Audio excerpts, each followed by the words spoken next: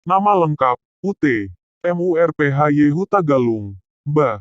Tempat tanggal lahir. Jakarta tanggal 14 Januari tahun 1960. Yayasan Haramonting 1993 sekarang. Penasehat Gabema Tapteng Sibolga 1996 sekarang. Calon Legislatif DPR RI Dapil 2 Sumatera Utara Partai Golkar 1999.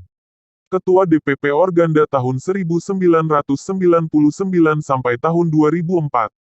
Ketua Umum DPP Organda tahun 2004 sampai tahun 2009. Ketua Komite Tetap Angkutan Darat dan ASDP. Kamar Dagang dan Industri Indonesia tahun 2008 sampai tahun 2011. Wakil Ketua Umum Ekuin dan Pembangunan Partai Gerindra tahun 2010 sampai tahun 2015. Penghargaan yang pernah diterima, PASPARD Professional OPINION Survey dan Social Polling Award. Man of the Year, Man NWOMEN Award. Pengabdian dan peran aktif pengembangan kepariwisataan Indonesia. Pengusaha Indonesia berprestasi. Kelompok usaha terkemuka yang memperoleh kehormatan.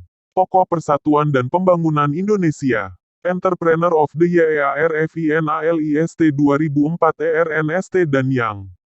Semangat UT, Murphy Hutagalung untuk menjadi seorang entrepreneur diwarisi dari orang tuanya yang sukses mengembangkan bisnis transportasi dalam kota. Murphy bergabung dengan salah satu perusahaan orang tuanya, PT Arion Paramita, pada tahun 1980 dan akhirnya menjabat sebagai Presiden Direktur. Visinya yang mengedepankan inovasi, mampu meningkatkan keuntungan kompetitif perusahaan. Keberhasilan Murphy membangun bisnis transportasi kemudian mendorongnya memasuki industri pariwisata. Diawali dengan hanya 9 bis untuk transportasi wisatawan dan antar jemput karyawan. Arion Paramita saat ini telah mengoperasikan 225 kendaraan untuk antar jemput karyawan, perjalanan wisata, dan pulang pergi ke dan dari bandara. Arion Paramita juga memperluas cakupan bisnisnya ke sektor industri, pariwisata, properti, hotel, dan pendidikan, serta merambah ke institusi finansial non-bank dan agribisnis. Keseluruhan usaha tersebut berada di bawah bendera Arion Paramita Holding Company. Murphy juga aktif sebagai anggota Kadin Kamar Dagang dan Industri Nasional, dan Organda Organisasi Pengusaha Angkutan Darat. Murphy telah meraih beberapa penghargaan, di antaranya penghargaan sebagai Tokoh Persatuan dan Pembangunan Indonesia di tahun 2003.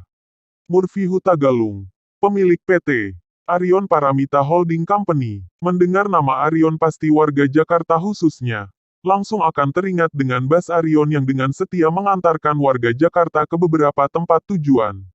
Tapi tahukah Anda selain bergerak di bidang transportasi, kini Arion mengembangkan sayap perusahaannya di bidang perhotelan dengan jaringan Arion Swiss Bell Hotelnya, perbankan keuangan, properti seperti Mall Arion serta travel.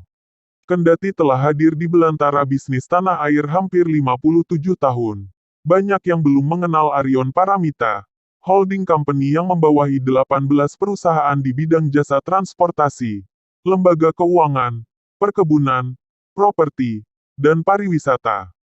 Tim bisnis berkesempatan mewawancarai Murphy Hutagalung, pemilik Arion Paramita Holding Company, agar berbagi kisah sukses dalam memimpin kerajaan bisnis keluarga tersebut. Berikut petikannya, bagaimana awal berdirinya Arion. Almarhum ayah saya datang dari Sumatera Utara ke Jakarta pada 1957. Lantas beliau membangun usaha toko sandang pangan.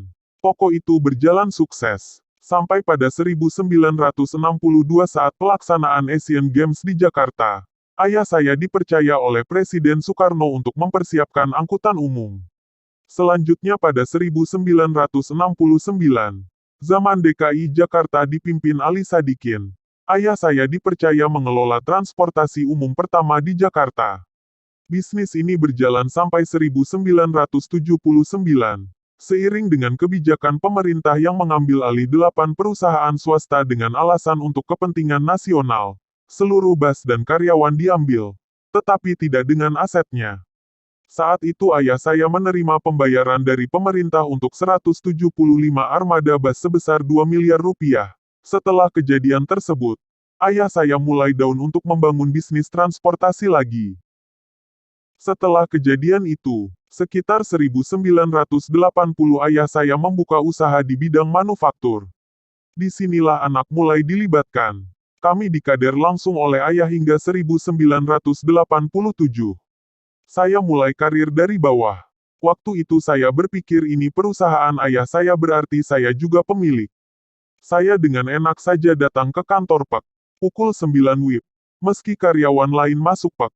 Pukul 8 WIB. Sekali dua kali dimaafkan. Setelah itu, saya dipecat oleh ayah saya dan diumumkan di depan karyawan.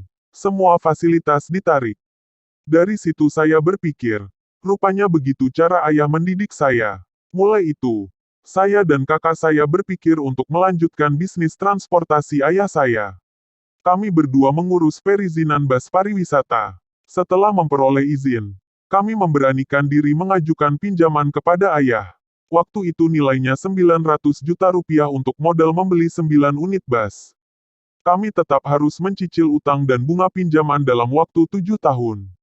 Kami mulai dari 9 bus itu.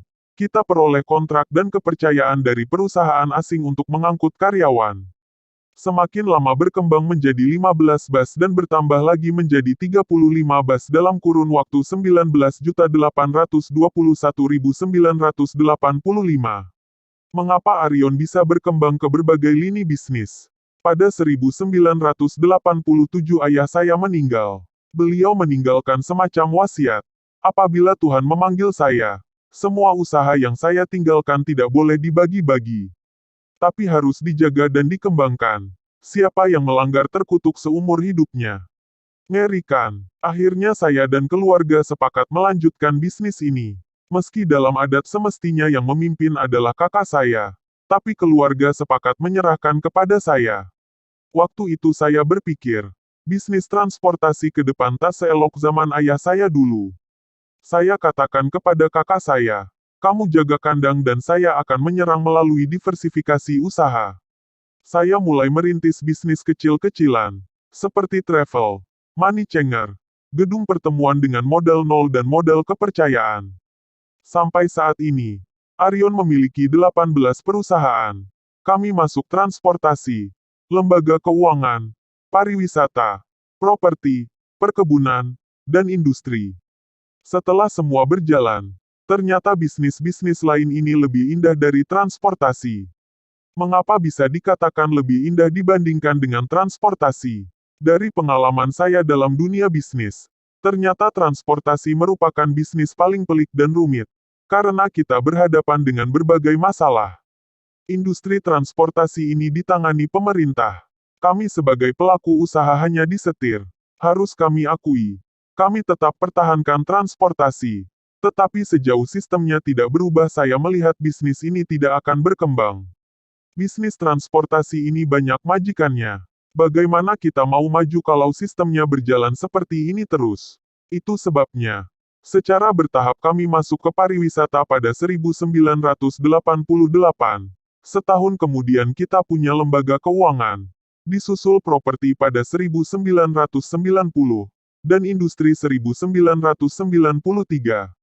Pada 1997 saya agak mengerem diri, karena terjadi krisis. Padahal, tahun itu saya siap bangun hotel. Pinjaman dari bank sudah saya dapat, tetapi akhirnya saya kembalikan. Dari semuanya, mana yang memberi kontribusi terbesar pada Arion? Tentu volume properti dan hotel yang